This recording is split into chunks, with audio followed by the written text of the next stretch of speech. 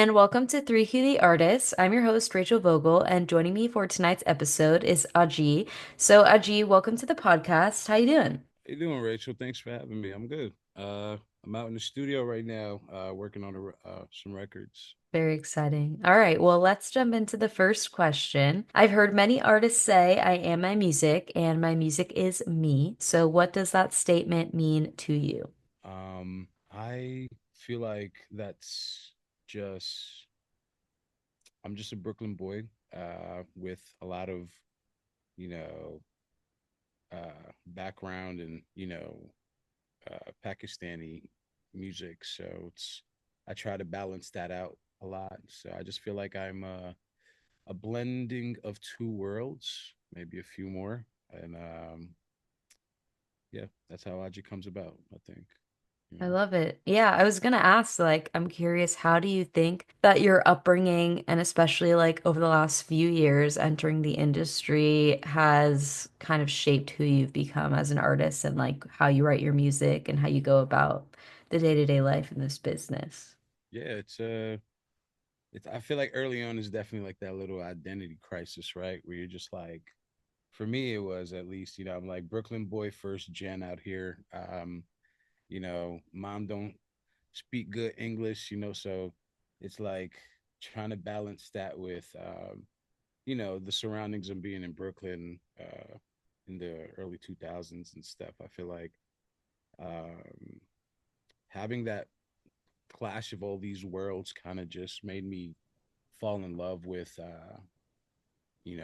culture and people and how they convey messages through music. So uh, I think all of that goes hand in hand to where I stand today.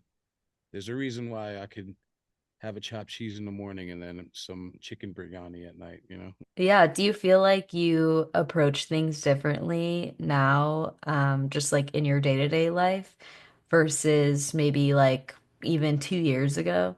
Oh yeah.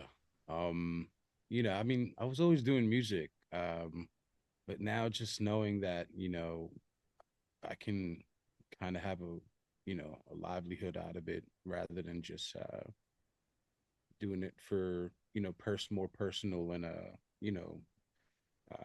self-love reasons. It's just knowing that I can do it and change my family's life and my life. It's pretty insane. So yeah, it's changed a lot. I wake up earlier.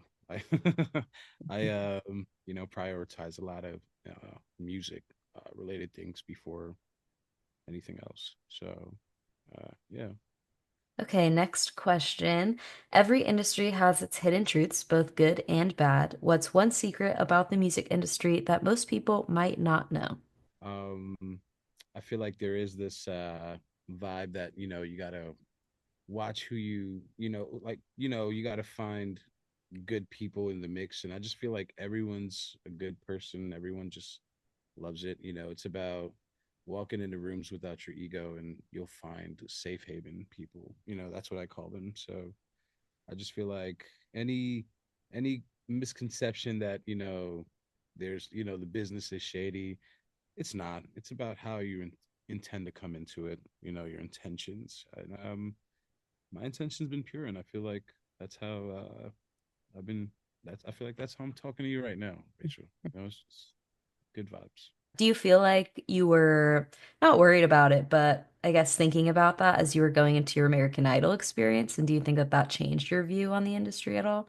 I mean, in a way, I was kind of because I was like playing in a rock band before, and I had put my eggs all in this basket of like of a battle of the bands, try to get on some festivals, and it didn't go through, so it kind of broke my heart. So I was kind of like in this little shitty phase. Sorry, can I curse? Of course. Yeah, I was in a shitty ass place, and after that, and then when American Idol reached out the way they did, I thought it was like a blessing from the skies, and it was a sign that no matter what, you keep going, and sometimes don't put all your eggs in one basket. But yeah, I definitely had that vibe. But I feel like when I got into American Idol and met all those beautiful people, um, crew and people like contestants, it was just it gave me faith, a lot of faith. Just be like Ajii, be yourself.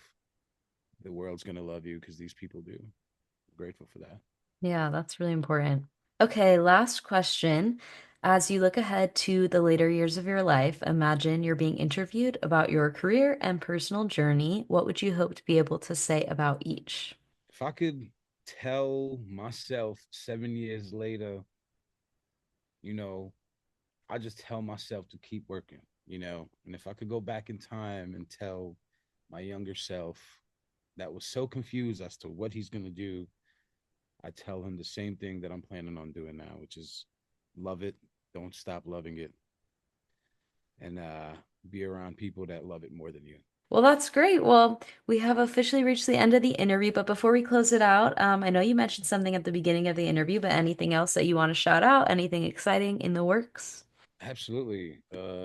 Shout out 19, shout out 444, shout out this wonderful podcast as well. And I have a song called Cherry coming out with Jordan Anthony. He's an alumni on American Idol with me. So I'm so glad to be uh, here with him dropping this record. It's called Cherry and it's out May 30th.